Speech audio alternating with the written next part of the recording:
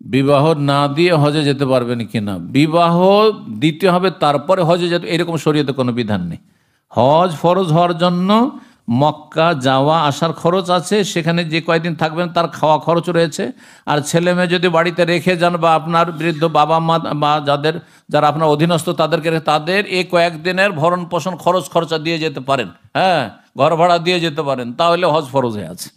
আশা করি মানিস তো তাই ইলাইহি সাবিলা। হজের সম্পর্ক ছেলে মেয়ের বিয়ে হওয়া না হওয়ার সাথে নেই, এগুলো আমাদের দেশীয় কথা, বুঝছেন না? যদি আপনি ভালো ছেলে পেয়ে যান তাহলে মেয়ের বিয়ে দিয়ে দেন। ছেলের বিয়ে দেওয়া এহসান, ছেলের বিয়ে দিতে পারলে ভালো, কিন্তু মেয়ের বিয়ে দিতে হবে, এটা আপনার দায়িত্ব, আপনি ওলি। ছেলের বিয়ের ওলি লাগে না, ছেলে নিজে কাজকর্ম করে নিজেও বিয়ে বসতে পারে, সমস্যা নেই। জি, কিন্তু যদি আপনি ছেলের উপকার করেন তো এটা আপনার এহসান হবে যে আপনার সবচেয়ে কাছের মানুষ ছেলে, তার আপনি বিয়ে দিয়ে তাকে গুনাহ থেকে বাঁচাবার চেষ্টা করলেন, কিন্তু আপনার মেয়ের বিয়ের মতো ফরজ না, এটা কখনো মনে করবেন না। জি, জাযাকাল্লাহ খায়ের।